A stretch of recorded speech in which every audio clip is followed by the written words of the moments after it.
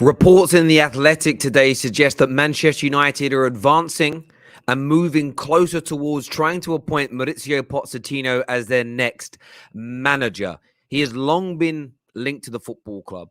Amid some reports coming from Spain a few days ago that he had rejected Manchester United already, the UK media, the UK press still seem to place him as the favourite to replace Ralf Rangnick at the helm to become the new permanent manager of Manchester United. We're going to be talking through that story and looking at Mikel Arteta and him facing a new 3-year deal at Arsenal after a very progressive season indeed. We want to take your calls. We want your thoughts. We want your feelings. The link to dial in is right now in the live comment section. It's pinned in the live comment section. We want to hear from you, but smash that like button right now. Let's do it, people. Let's go.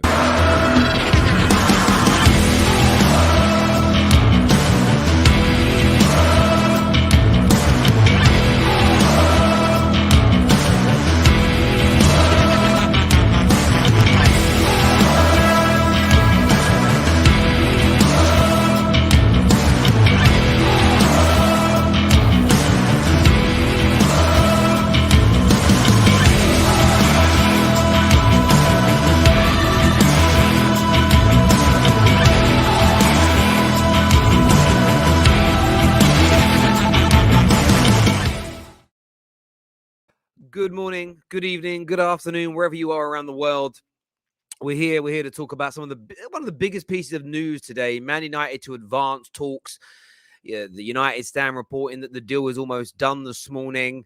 Mauricio Pochettino to Manchester United Football Club. Could that deal be announced coming towards the end of this season? There's always been a long-standing thought that if PSG go out the Champions League, PSG would part company with Mauricio Pochettino sooner rather than later.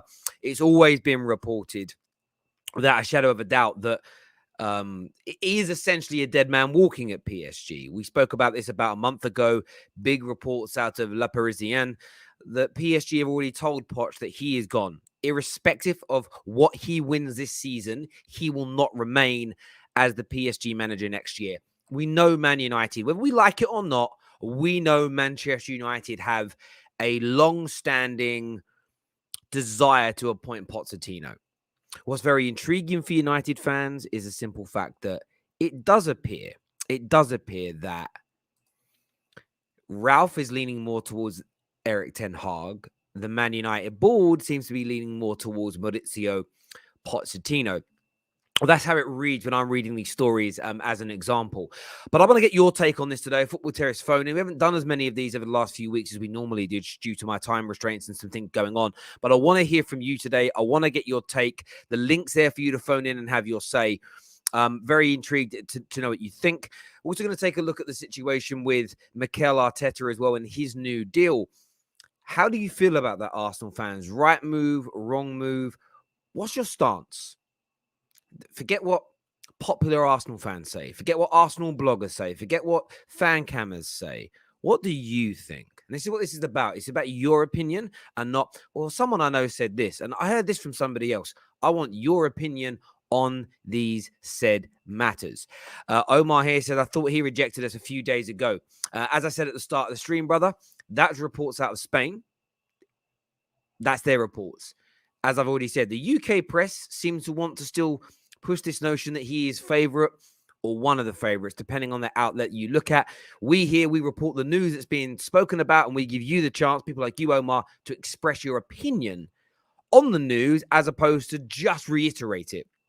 So yes, Spanish outlets last week said that Mauricio Pochettino had already rejected Manchester United. Quite a few UK outlets and a lot of fans rejected that notion. So yeah, I don't know what more to say about it other than that. None of this food. Sorry, I just wrote food down there. None of this news is from the Football Terrace. This isn't me changing my stance or my opinion or the news source. I do think YouTube should create an algorithm that every time a person comments attacking a fan channel for reporting on what different news outlets are saying as contradictory, they should be banned.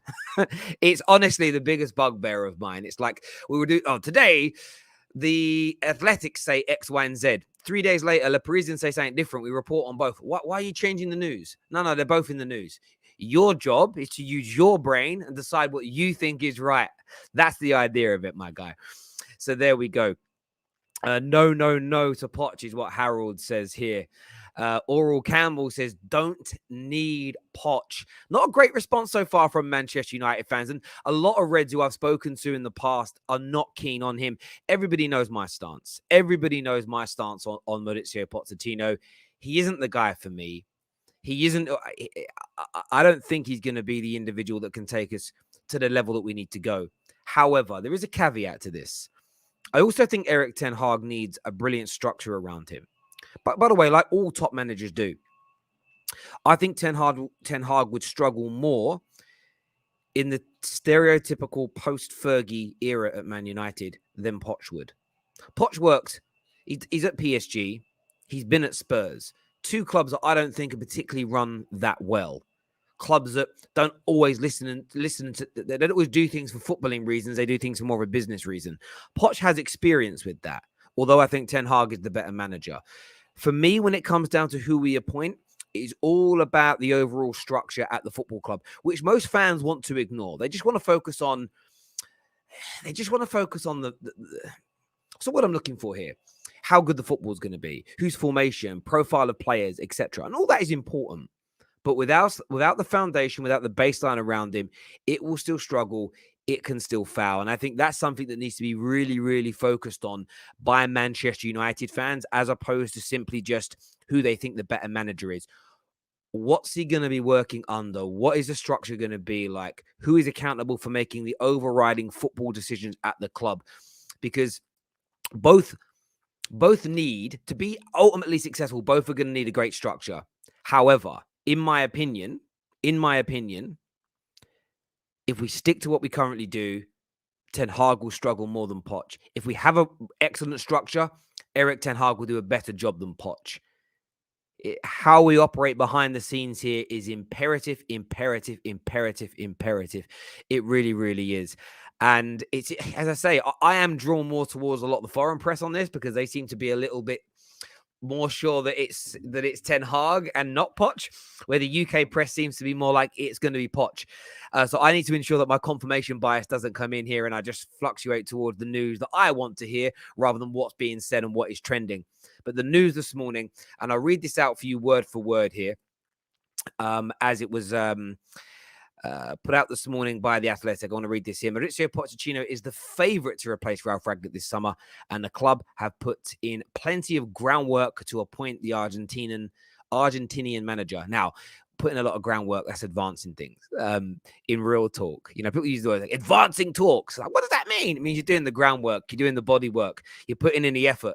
Like, it's not preliminary talks where you're like, oh, would Potts be interested? Yeah, he would. Oh, cool. That's a preliminary talk. When you're doing groundwork, when you're trying to set it up, that's advancing things. That's just, again, we'll engage our brains on this. It doesn't suit the bullet point media narrative, but in reality, like, 'cause I always think that when you see some of these superstar gurus talking on TV and they go, yeah, things could advance soon. My question is, what does advancing look like, sir?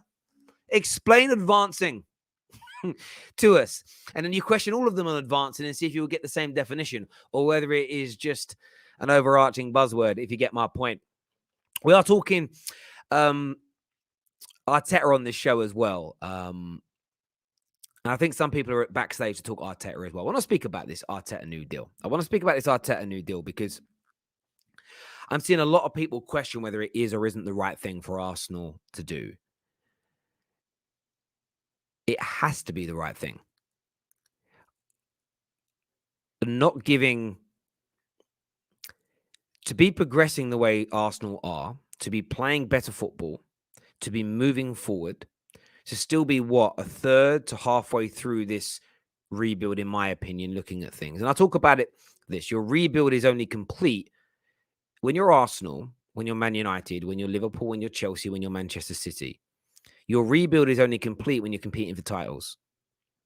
So Arsenal are anywhere between a third to halfway through this rebuild, in my opinion, because there's lots more hurdles to go through. But Arteta has done a very good job to get into this point, especially as a rookie manager. I think it serves no purpose to sack a manager when the trajectory is still moving upwards. unless there's a better option available who you think can keep things together. But you have to also look at it.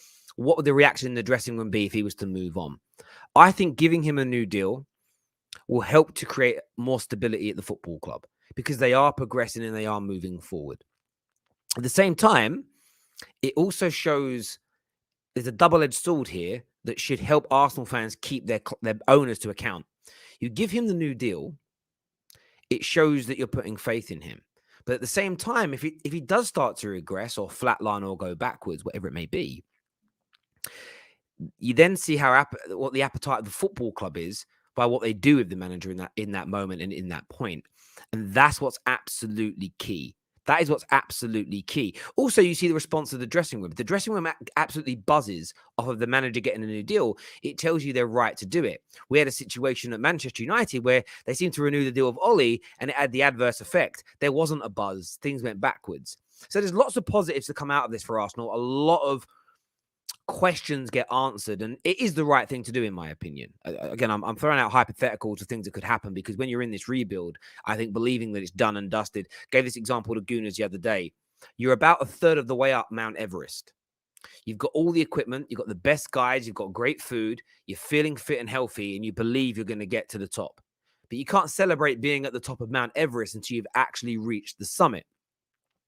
And that's what I think is going on at Arsenal right now. They are well on their way. They have all the capabilities of getting there. But remember, Arsenal, Man United, all of these teams, you're only back when you're competing at the very least in title races and seen as a genuine favourite for Champions League football. That's when I believe you're back or in and around being back. So I think it's a very good thing for Arsenal to be doing. I think they should probably announce it sooner rather than later. Knowing, though, football clubs in the way in which they all are now, they'll wait for the most opportune moment to announce these things, to either heighten excitement or to soften blows. That tends to be what they do as football clubs now. We just very rarely get the news when it just happens. It's all saved and everything else. But I think it's the right thing for Arteta to get a new deal at Arsenal, no doubt in my mind. Hey, Terry, no, sorry. Arteta is finished at Arsenal. Arsenal FC need to move on from him very quickly. Explain to me why you believe that, my friend. Arsenal fan here. I like his honesty. I hope you're talking about me. I think you're talking about me. Sorry. Yeah, listen, of course I'm honest about it. Look, my honesty will always trigger rival fans at certain times because I won't always say what the general consensus within your fan base is. So why are you talking about my club? Because I can, because I will.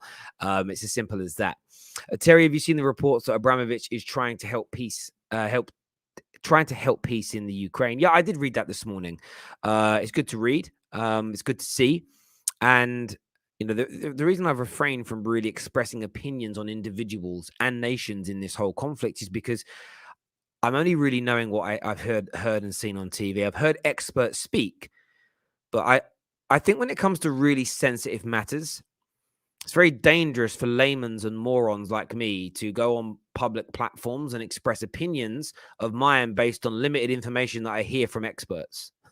These are subject matters where you listen to you can challenge the experts around what does that mean? What about this? What about that? Challenging is fine, but I hear too many people that don't know anything talking like they're experts, and I think it's very dangerous and somewhat embarrassing, really. Sorry, but I wanted to ask you: Do you still Odegaard as the worst summer signing in the Premier League and Arsenal's biggest mistake of 2022? Arteta, yes. Poch, no. So I don't know if I said that Odegaard was the worst summer signing in the Premier League. I don't remember ever saying that. If I did, then yeah, I'm wrong. What I have already said I'm wrong about is I didn't think he would ever be this good for Arsenal. I didn't ever think he'd have this level of impact on the Arsenal team.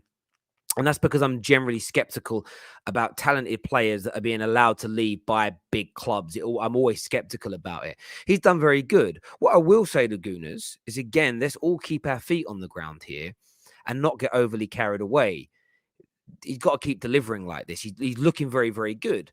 But for a signing to be successful, you need what you're getting from Odegaard now for the next 4 to 5 to 6 years. Enjoy it while it's happening, but I get this sense from all football fans, and I think we all do it, and I'm guilty of this at times as well. We sign someone, they're a month or two in, and it's like, see, told you this person would be absolutely amazing. And the second full season hits, and they're not quite as good. A bit of second season syndrome kicks in or whatever else. He looks very good. He's been a much better signing than most people, including Arsenal fans, thought he would be. And let's just hope from an I don't hope this. I'm a United fan, but Arsenal fans are now going to hope that he goes on to that next level, or at the very least maintains where he is right about now. Let's have a little look here. Pep is an egg. That's a really funny question. I am Norwegian. That's why Odegaard question. Okay, that's why the Odegaard question. Yeah, it's cool. It's cool for you to ask a question. I just don't think I ever said it was the worst Premier League signing this summer. I don't think I said that. If I did, I stand corrected. I just don't remember saying that at all, to be fair. Raj here says top four is not easy. It's too hard. It will play between Man United and Arsenal. Let's see what happens. Arsenal are not favourites for the top four.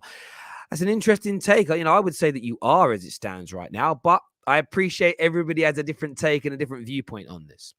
But as I said at the start, we are here and we are talking Poch to Manchester United. We're talking Arteta's new deal. The link's in the live comment section if you want to phone in and have your say. Remember, 6 p.m. tonight, the Football Terrace Top 6 show is back. We've got a great cast tonight on the show. Great panel. Daniel's back on, the Chelsea fan. Anita is here. Neeks is on. Callum is here.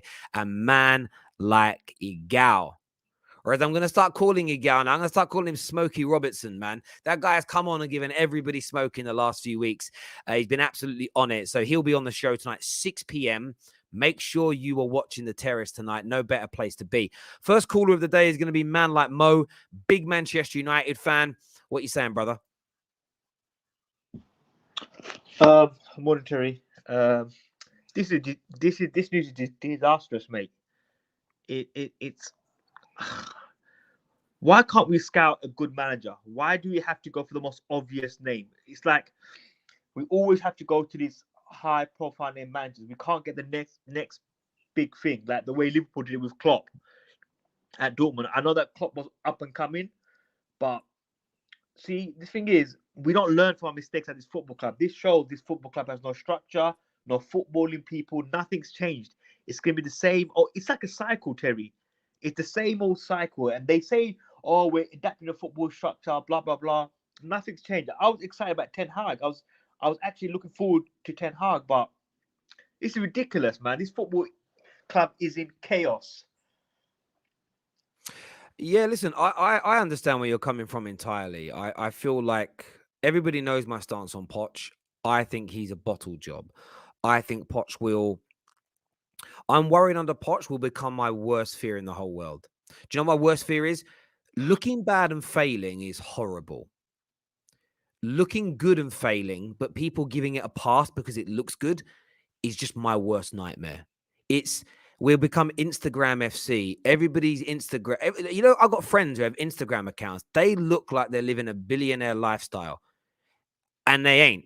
And it annoys me because I just don't like it. That's what Poch is going to bring to Man United. It's going to be Instagram FC. It's going to be all fur coat and no knickers. It's going to be all style and no substance at the end of it. It will be a horrendous appointment in the fact that we won't win anything significant under him, but it will just go on even longer than it needs to because it will look good on the way. And it worries me. And even about Poch, the biggest fear for me is that I think if Poch comes in, I think Ralf gets moved on maybe altogether or gets limited power upstairs because I don't think Ralf wants Poch as a number one choice, in my opinion. I've seen the fan base, Terry, like majority of the fan base don't want Poch. I mean, 2-3 years ago, Terry, yeah. I mean, I remember being on the Football Terrace fan park live where we always said Poch. But it's moved on. That ship has sailed now. Like, I don't understand why are we going back to Poch? Let's move on. Get Ten Hag.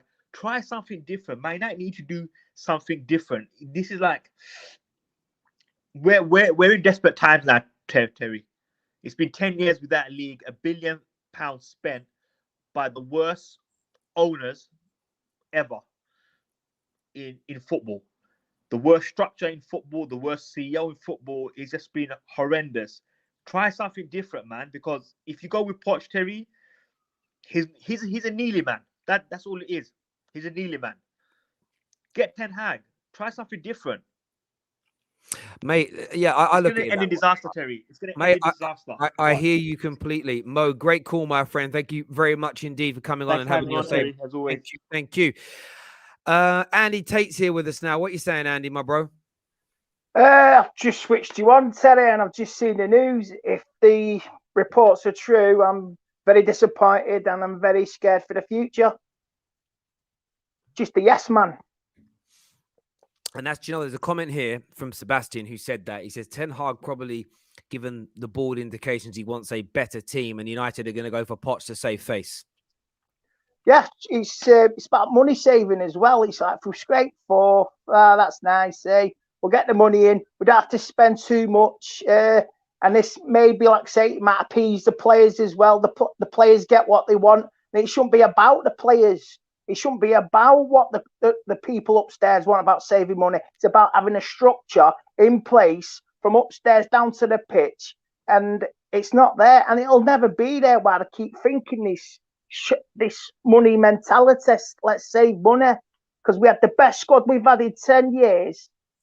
And this is half that team will maybe disappear and we'll have maybe one or two cheap signings. And it's 10 years next season since we won the Premier League, 30 years since we won the inaugural Premier League title. So how's that going to hit? That'll hit United fans next season, because we won't even be in a race for the title. It'll be a race for top four again. And that's the thing about it, mate. It's 10 years next year without even challenging, let alone not winning it. And I'm not a spoilt Man United fan in the sense of I don't feel entitled to us winning the title. I look at it from the point of view that we have spent the same amount of money since Fergie left as Man City have spent, barring a 10 million here or whatever. Like, it's very, very close in terms of overall money spent. The fact that we are nowhere near them, that's what I'm frustrated about. And I think sometimes rivals, you're just being spoiled. You feel entitled to win. There's no guarantees. There's no sort of guaranteed formula to winning.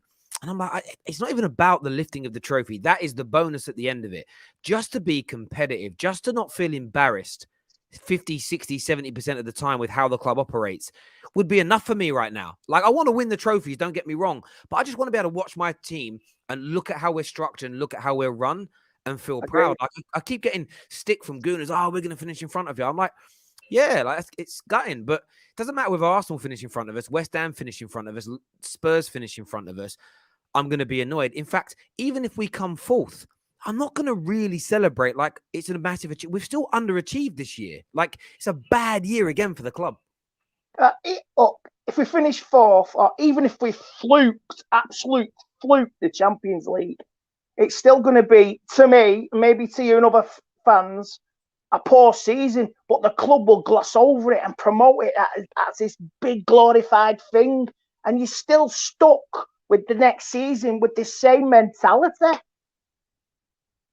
I mean, the only reason we'll fluke it if the draw favours us, other teams play each other, and that's it. Mate, even if we make the top four, that they'll look at it as it will be celebrated as, you can see the Twitter account now, 3 years running. We've been, 3 years on the bounce. We've made it back into the Champions League. They'll dress it up as progression. And fans will buy into it. They'll bring Poch in. There'll be a Hollywood signing that gets the juices flowing. They'll sell the shirts. They'll sell the sponsorship deals. They'll sell the season ticket renewals, and then it'll be rinse, wash, repeat all over again. 100%. I mean, I totally agree with you. I mean, I would have. That should have been United yesterday. I would have loved to have been at that League Cup final. We've had 2 semi-finals the last 3 years. That a trophy's a trophy. You take the glory.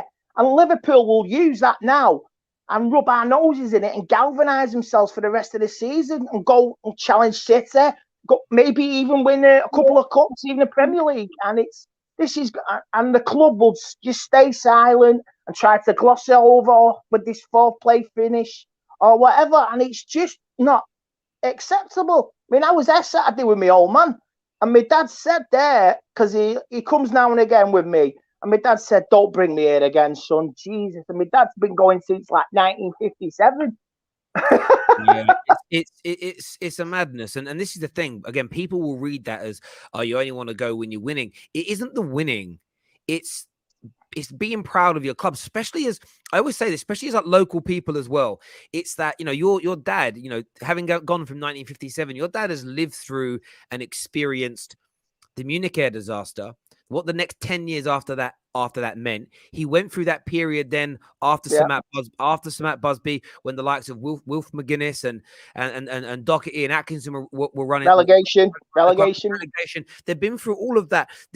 I've spoke to a lot of older heads, friends of mine from Manchester, that are like, this actually feels like, barring the Munich air disaster, which is completely separate, this feels like one of the worst periods in the club's history, because we've got the money and the means to be up there near the top and competing, but we're just not running things right. And it's more frustrating for people than ever. And I just don't think rivals get it at all. And even a lot of our younger fans, they just think, bring in a top manager and that's going to fix everything. And this club's rotten to the core, mate. It really is. It is. I went through the 80s now, 80s and 90s. That was rivalry. Now, since the introduction of social media, it's not the same rivalry. It's just more. It's more for hits. I mean, playing Liverpool in the 80s, it was pure hatred, but there was a respect there between one another, and it's just not there anymore. I mean, the old generation fans, it's still there, but this next generation of fans are getting brainwashed at every club level, at every club. PR. It's not about winning trophies now. I mean, it's just about the glamour. It's about, check out the new shirt. I mean, I seen a picture yesterday of the alleged new shirt for next season. God, Bennett, I won't use it to wash my car if I had a car. It's a rag. You know what's crazy about Andy? You're absolutely spot on about what people care about. I've seen Liverpool win the league. I've seen it wasn't just yesterday with Liverpool winning the League Cup. I've seen I spoke about Klopp before. Some Liverpool fans, younger Liverpool fans. Yeah, but Klopp's legacy ain't about FA Cups and League Cups. It's about the Prem and the Champions League and the records that go with it. I'm like, no, it's about winning trophies. For 9 years on socials, I've been talking with absolute passion about the levels of disrespect shown towards the League Cup, shown towards the FA Cup, like winning trophies isn't important. I've been arguing for years on here about how substance in football is more important than style, but the PR element has gone mad. I see football fans now celebrate skills and tricks where players lose possession 3 seconds later over players that have got efficiency and put the ball in the back of the net. Football it's honestly, I don't know what's done it, but it's gone. Some elements of the game are gone, absolutely gone. I agree totally what you're saying. I mean, I've seen players celebrating top four. Was it last day of the season? Jesse Lingard tweeting, "Oh yeah, we've got top four. Nice one, nice one." A couple of years ago, I've seen Arsenal players tweeting, "Yeah, we're still in the top four race." It's pathetic, and this is what football's come to now, and it's so shameful. I mean, any Liverpool fan, you ask a Liverpool fan who won the League Cup in 1995, that's so good, that's so precious. Beating Cardiff in 2012, it's a cup. And in between, 2003 with Gerard Houllier as well, it's a cup. You got to cherish it. And the older fans should basically teach these younger fans, appreciate what you win. Because if you don't win anything else, it's going to be a long, long time. Mate, absolutely agree. Andy, great call, my friend, and we'll speak again soon, brother. All the best. Thank you very much indeed. All the best to your family, mate. Take care. Yeah, you too, mate. You too. I want to say, listen, it might seem like two old men there having a shout at the clouds, but I stand by it. And it's not about so many elements of the modern day game I love. I follow it. I watch it. But it's about, I keep seeing disrespect to trophies or people like deflecting because their club isn't winning them or hasn't won as many as they expected. It matters hugely. It matters hugely. And of course, if you're Man United, you spent £1 billion on your squad and you finished 9th but win a League Cup. It ain't that. The trophy's great, but you're still looking, it's still large elements of our season have been under an underachievement. And you saw that yesterday. Dom Hussim said this perfectly. If Liverpool don't win the Prem, don't win the Champions League, don't win the FA Cup, it's not a great season. Winning the League Cup is excellent. But it isn't a great season because the standards of those clubs are up there. But it doesn't mean you just disregard the win or the loss of a trophy. Everything is so polarized and binary now. It's boring. It's boring. We're going to speak Arsenal on the show as well. Robbie Singh's coming on in a bit. Young Tommy's going to be here. Shrey's going to be on. Sam Tonks is here with us now. Big Arsenal fan. What are you saying, mate? Oh, good, mate. I'll be honest. The Wolves game, my voice has been a mess ever since. I was in the North Bank there. I didn't know what was going to happen. It looked like one of those Wolves are time wasting. You know, the refs. It's all going up Wolves' way, and then it happens. It's crazy scenes. But I'm with you about the trophy stuff. Growing up as an Arsenal fan, because we had that trophy drought on our backs for years. It was like since 2005, we had 9 years without a trophy, but we got top four every year. But like United, it only goes so far. You can only get top four, but if you go out in the quarters of the Champions League every year, what's the point? And then that FA Cup win against Hull is probably one of my favourite moments as an Arsenal fan. So those days, like Liverpool yesterday, those days at Wembley, you live for trophies. Like it's top four is the money gain, it's the Champions League, like coup for players and all that. But if you focus on that and forget trophies, what's the point? You've got to balance it out. You've got to win trophies and try and do well. But obviously the expectations depend. Like I think the problem with United is the signings you got were title defining. They could have taken you to the title.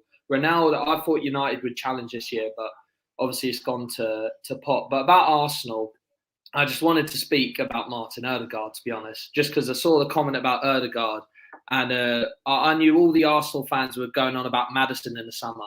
But as soon as he was quoted for 60 million, I thought, no way is he £60 million worth. And it was a shout like, Real Madrid have surely got to keep Ødegaard this summer. Look how he did for Arsenal. They surely got to, as soon as he was given the green light, all over it. Get him in. He is a baller. I said last year when we had the West Ham game and we were 3-0 down, I remember this, and Ødegaard just carried the whole team and we came back to draw 3-3. As soon as I saw that game, I thought, this guy is Ozil-esque. He's got the quality of Ozil, but he can run. And on Wolves, I think he ran for more than anyone else. And you can see the pictures when the goal goes in at Lacazette. He's on his knees. He can't run anymore because this guy is absolutely filth. Honestly, like the balls, for the two goals, Ødegaard's the one who lifts it to Nketiah, who pulls it back to Pepe. Ødegaard for the winner is the one who gives it to Laka, who then gives it to Pepe back to Laka goal. He is the master of the pre-assist. He is unbelievable. I think he goes so under the radar. I think people were, he's some wonder kid who hasn't lived up to his nature yet because he's been loaned out everywhere. Honestly, thank God we signed this guy for £35 million. He looks very, very good indeed, as you say, and I thought he did okay on loan last year. I thought he did okay. This season, I feel like he started well. He took his time. He's got better and better. And I think the last 2 to 3 months is where I feel he's really started to find his own and he's gone to that next level in the game as he's found his feet. And of course, that confidence has been stemmed from getting regular game time. And I feel like he's performing above and beyond what 90% of football fans, including Arsenal fans, thought he would do and how well he would do in this Arsenal team. And that's, and that's an absolute credit to him. And of course, a credit to Arteta. In terms of Arteta, there are talks of a new deal. Do you feel like he warrants, I've read in a number of places, it's going to be a new 3-year deal. Do you personally think he warrants that? I find it difficult to say when a few months ago I said, I remember I was on the Friday night Terrace and I said I'd take Graham Potter now. But a lot has happened since that day against Everton. And, you see Everton now, like, it's even worse how we lost that day. But I didn't think Arteta had the spine to build a team. And, like, especially we were taking leads and losing all the time.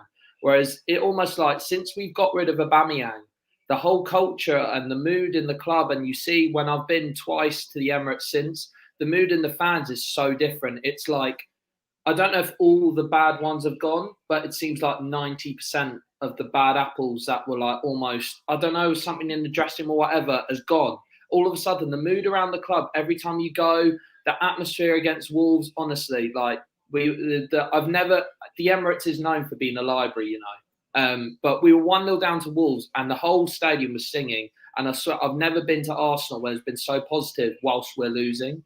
Like, it's normally up in arms, like, we're beating it. So Arteta has changed the culture, and it has been, I couldn't have written what he'd done in the few months. So for a 3-year deal, it's a risk though, because he could go on like next year. If we have a bad window, we could falter again. So it's a risk, but has he earned it? Probably. I hear you, and I think this is it's interesting because the conversation. A lot of Arsenal fans I speak to have said what you've said: feel good factor, clearing out deadwood, progressing. But I suppose what I'm saying to Arsenal fans is this, and I'm only saying it because it's what I'm trying to do, and I think it gets lost in translation. Be loyal to your club and not Arteta, as in be loyal to Arteta, but put your club first. And what I mean by that is this. If he gets a new 3-year deal, but it goes backward, demand your club is ruthless enough to sack him and bring somebody else in to keep you progressing. Because what you don't want to do is clearly what happened with Man United with Ollie. Things started to go a little bit south. They gave him the new deal, stuck with him, got worse. Yeah. With Jose, started to go south. They stuck with him. It got really bad again. It's around fans have got to put their football club first over any player and over any manager, irrespective of how you feel. It doesn't mean you don't have to. And again, it's because we live in this polarized binary world where it's like, well, you're saying I shouldn't like Arteta. No, I'm saying you should like him. I'm saying you should respect him. I'm saying you should be happy with what he's done. But if it doesn't start to go the way you want, you still need your club to be ruthless and put the club interests first. And that's all I think you've got to do here. New deals are not an issue if the club is willing to do two things: sack a manager if he starts to regress, and then not scrimp on the next manager because you had to pay a big payout to somebody else. When you're a big club like Arsenal, Man United, Liverpool, you just want to see your club behave like a big football club. You know, Bayern Munich, you could win the treble. If you're halfway through the next season, you're sitting third in the league and struggling, they'll sack you and have another top manager ready to come in and make the club win. That's how, in the modern day game, football clubs have to be run. You structure the club right, you run it correctly, and the managers are essentially a conveyor belt. And every now and then you'll bring in a manager that can do a Pep and do a Klopp. But what you probably find is you're going to go through managers every 2 to 3 years as they have their peaks and troughs. And look, Arsenal are definitely on the way up. There is no doubt about it. I think anybody denying that. Do I trust Arsenal though? Say next season, if Arteta starts badly, do I trust them to sack him? No, because like I said, you know, the Villarreal semi-final, I thought they got to sack him and they didn't. And obviously it's paid off now because we're in a better place. We're favourites to get fourth, I would say. I don't get the people who say we're playing once a week. You've got to be favourites. Yeah, I agree. But if we're next season it goes bad, do I trust them to sack him and say, let's go get Ten Hag and Bergkamp and bring him in and we'll go again? I really don't know. Honestly, I think it's just... Yeah, and it's also little things. A good friend of mine is a gooner. He's like, his worry is it will come to the summer and you won't go big if you make the Champions League, because it's like, well, we've got that Champions League money. We did it without going, although you spent 150 mil, it was across lots of players. Yeah. Let's sign one player and go from there. That's why I've said to a lot of gooners, like, you're not at the top of Mount Everest yet. You're a third of the way up. Keep the pressure on your owners' necks. Keep the pressure on your football club to keep behaving and running it in the right way until you reach the summit. And I think that's the only thing that I look at and where I'm frustrated with gooners is so many Arsenal fans have done such a good job in putting pressure on your club to run the club better. Don't stop now because you're not there yet. We're so close. We honestly need 3 players. We get a centre forward, another centre mid because Xhaka and Partey are like tinfoil. One of them's out every other week. And probably another centre back because without Gabriel and White, it's a bit dodgy there. Honestly, like Lacazette will probably get a new deal, but we cannot go another year with Lacazette as our main man. On Thursday, he had 8 shots and scored the last one, and it was an own goal. We cannot deal with this guy, relying on him. I love him, but God help me, he cannot score for love or money most of the time. We need a centre forward. I hear you completely. Sam, top man for coming on, having your say. I appreciate it, mate. Speak to you soon. Thank you very much indeed. We have some super chats here. First one says, not sure what you mean by Odegaard having 2 good months. He's been integral and good in the team since he got here. He's underrated. Yeah, I think he's been good since he's arrived. I agree.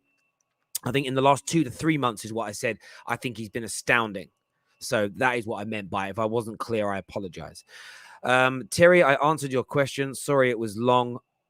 My fam and I are all Arsenal fans, and I've waited 18 years to win the league. Enough is enough. Arteta is not the man to lead Arsenal to the league or a European trophy, is what's said there by Steve.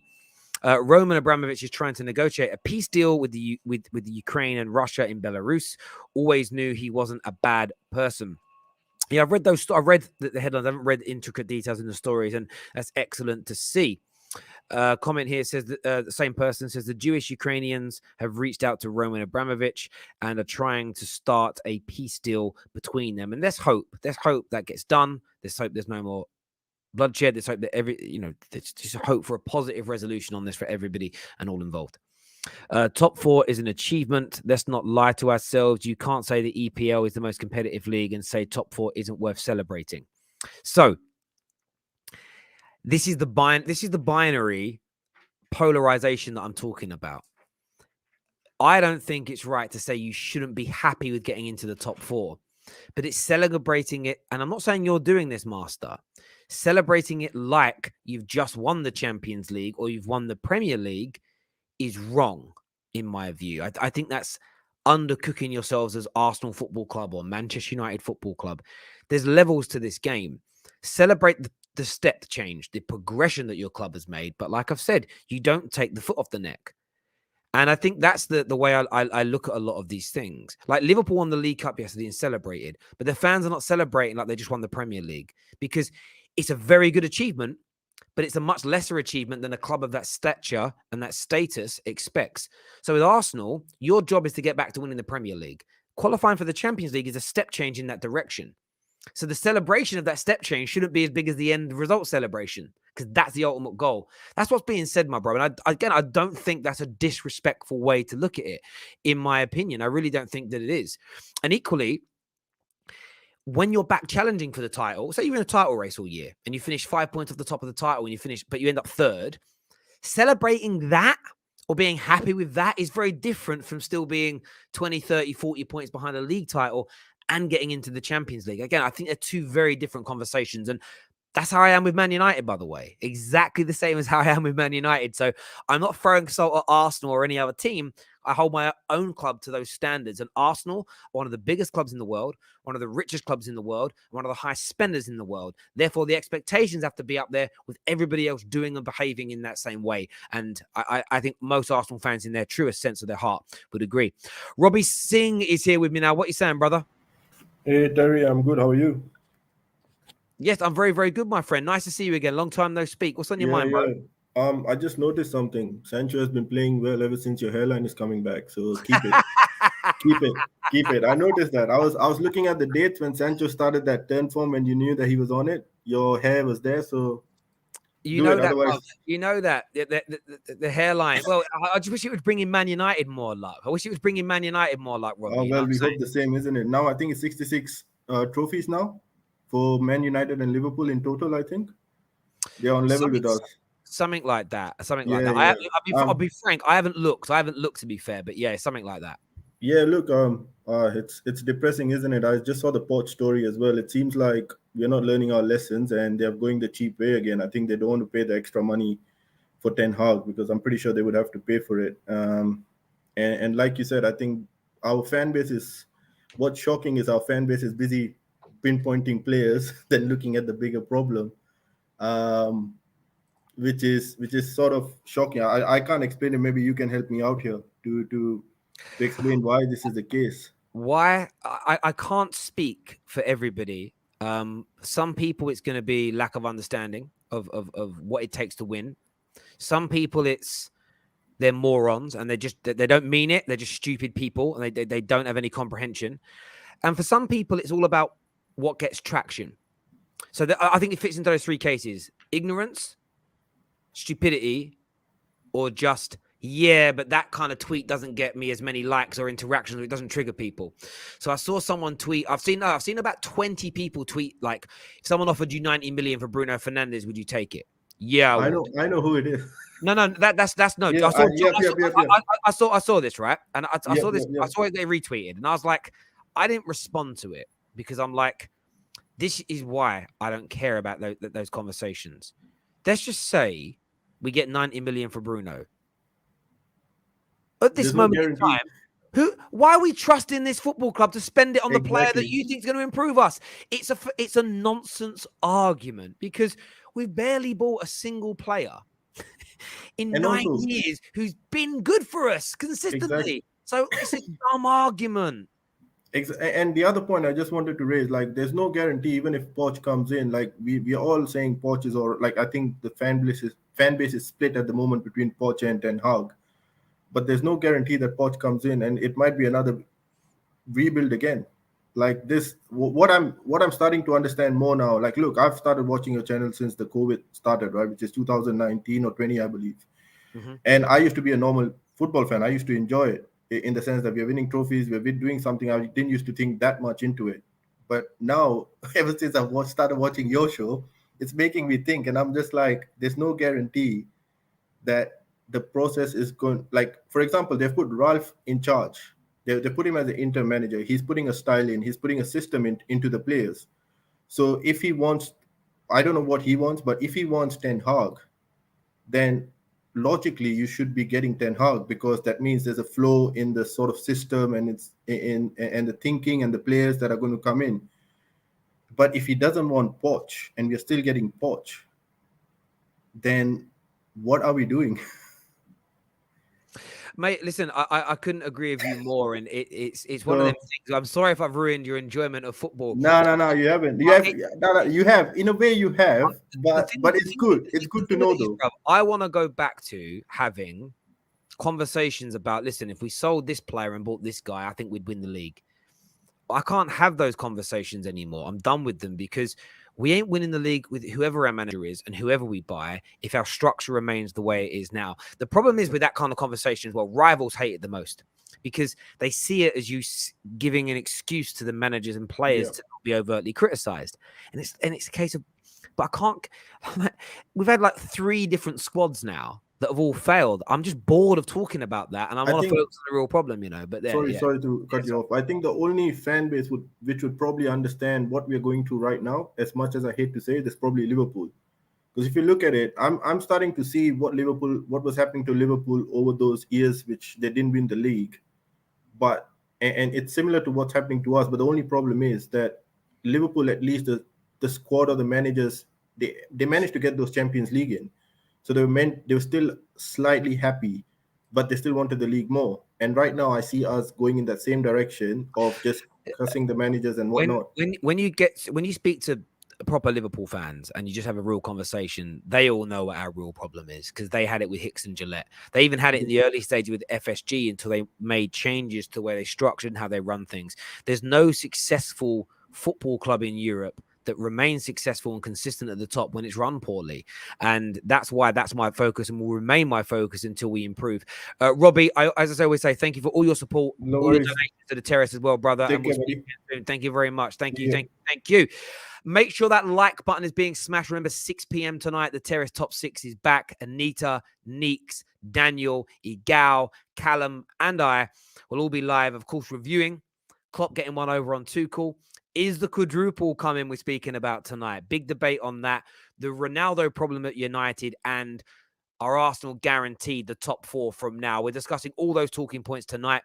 We've got on the show next. I want to speak to a Spurs fan. Evan is here with us. Maybe some perspective on United fans writing off Poch, maybe. What are you saying, Evan?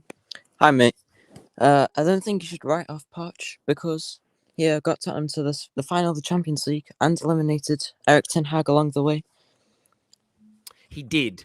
Do you think Poch can help get Manchester United back to where they want to be? Do you think he could, with the right structure around him and everything else, do you think he could win Premier Leagues and Champions Leagues and FA Cups and League Cups with Man United? I mean, he could because he had a very young Tottenham squad. And if he has a more experienced team at United and has the right backing, because Levy didn't give him much backing, then I think he'll do well. Appreciate that. And if you could pick, if you were picking the manager to go into your club next, would you take Poch back or Ten Hag? I'd take Poch because he knows the structure. I think. Good point. In relation to Mikel Arteta as a Spurs fan, happy he's getting a new deal or a little bit scared? I mean, I don't really mind really too much, but I think top 4 race is still on because if you look at the games in hand, Arsenal have It's Chelsea, Liverpool, and Tottenham, and they still have United to play. Yeah, I hear. Sorry, I missed that last little bit. Say that again for me. I had to. Oh, their games in hand have Chelsea, Liverpool, and Tottenham, and still have Yeah. United to play. It's going to be an intriguing one. I'm making Arsenal my favourites, but we'll talk about more of that on the top 6 show later. Top man, Evan, and we'll speak soon, brother. Thank you very, very much indeed. Cheers. Terry, is Terry talking to an AI? No, I don't get that. Matty's here. No, that's it. We're going to go to Matty next. Shrey's here. What are you saying, Shrey? Hey, Terry, can you hear me? Perfect, brother. What do you want to say? Yeah, so I want to first start with Arsenal. So I think the Arteta's planning to get a 3-year deal, which I personally feel 3 years is too long, simply because of if it falls back, like if Arsenal start regressing, they're gonna look like fools as to like why are we putting faith in this guy. So I think probably what they should do, in my opinion, is probably give him a 18 months with an option to extend another year, see what he's doing, and then extend the contract. So I think that's what I would do if I was Edu and the board. So as far as Arsenal is concerned, Yeah, look, I think with Arsenal, look, whenever you give a new manager a new deal, it either works or it don't, right? They either right. like match their previous successes or better them, or they don't, or they either get better at the club or they don't. Like it's gonna go either way. Like without even being, that's like if I don't breathe, I die, right? It's one of those kind of absolute obvious statements. I think it's right for Arsenal to put faith in Arteta right now. What Arsenal fans have just got to hope for is that the club puts its own endeavours above PR and loyalty to Mikel Arteta. One of the reasons that Ollie stayed so long at Man United, and we called this out so much on the terrace, was Ed Woodward didn't want another failed manager on his CV. That should never be a reason to keep someone at your football club. And they sold the PR, and so many United fans drunk the Kool-Aid on that. And that's where I think Arsenal fans just need to put the club above manager and players at all time. In terms of Man United, you're a Chelsea fan. Right. Poch or Ten Hag, which of the two would strike more fear into you? Personally, I think Ten Hag, because now assuming they get the structure around Ten Hag in place correctly. Like I think Ten Hag is proven to be like he's built the system and won trophies. Considering Dutch league, like I think, but he still won trophies. Like you can't diss the Dutch league. Like it's still proper competition. So Yeah. I think Ten Hag strikes more fear, but I mean, at the end of the day, for me with United, I think the biggest problem, it baffles me why fans don't understand that the biggest problem is the Glazers, because even the biggest telling thing for me, as an outsider, like as a non-United fan, when the leaks were coming out, I was watching your videos. The very striking thing was that the Glazers were quiet the whole time, because take any football club outside, take it as a business. You don't want any information, like internal information of your business, going outside without, like, as a leak. So that's why I think, like, if I'm United, if I'm Joe Glazer, I'm making the stand, like whoever is putting this is going out of my club. I do not care what financials it takes me, what financial losses I'm taking, and I'm getting them out. So because that's where I think, that is the real problem. That is where the culture comes. The culture. I couldn't, but do you know what, brother? I could not agree with you more. I really, really couldn't. Shrey, really good points being raised today, my friend, and we'll speak soon, brother. I like the haircut as well, by the way. Looking slick. Thank you. Looking slick, brother. Looking slick. Speak soon. Matty's with us now. CFC Matty's on the line. What are you saying, mate? How you doing, Terry? You okay? I am not too bad. Have you recovered after the defeat yesterday? Yeah, I've kind of sunk my woes and kind of tried to gain some form of normality after last night, to be fair. I think least I say about Chelsea, the better, mate. Sounds like a really bad hangover. Yeah, I just want to talk about, like, the two managers, really, because obviously you've got Arsenal that are deciding to give Arteta a long deal. What has he done in order to warrant a long 3-year deal? He in the first 6 months he was there, he won 2 trophies, but in retrospect, he's not won anything for Arsenal in the last year and a half. So what has he done in order to get a year and a half deal? It sounds to me that Manchester United and Arsenal have got really bad ownership, where they're not looking for prosperity and success. They're looking to just settle for average. Poch is the same, in my opinion. What has Poch done to get, apart from getting Paris Saint-Germain, which, let's face it, is like winning the lottery of football, to win the Ligue 1, especially with the squad that he's got? The only thing he's done, apart from being at Paris Saint-Germain, was got Spurs to a Champions League final. So he was a bridesmaid. He was never the bride. He was just the bridesmaid. For me, if I was a Man United fan, I'd want either Ten Hag, who's actually won something, who can actually deal some discipline, because you've got a lot of egos at Manchester United. And to be fair, even if people don't like the current manager they've got in now, and I'm trying to think of his name, Ralph, what's his name? Rangnick. That was it. At least he's dealing with the egos, and I think he's got some form of structure. I think Poch is trying to. I don't think Poch has got that, in my opinion. When you say, when people saying that, remember in the Fergie era, Fergie at least had some discipline and he had some tactical brilliance. And not only that, he also won a trophy.